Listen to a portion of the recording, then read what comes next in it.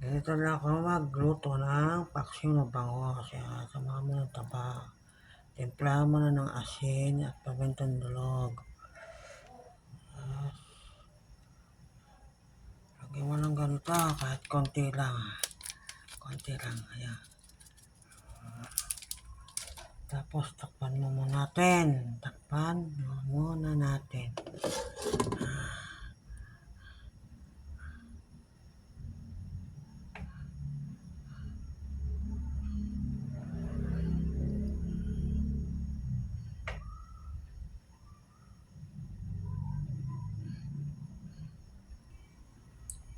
Tignan natin ulit.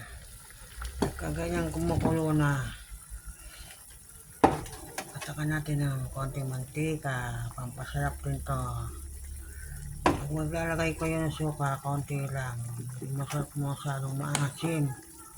Ganyan lang ako magluto ng paksiw na bangos. At kung nanonood po kayo, like naman po, tsaka subscribe para sa susunod ko pang luto, may mapanood kayo. Gusto ko dito mag-share ng luto sa YouTube para makapanood ng lahat. Ganyan lang ang gusto ko, mag-share ng mga luto ko. Like and subscribe. Salamat po sa nanonood. Yan, ganyan.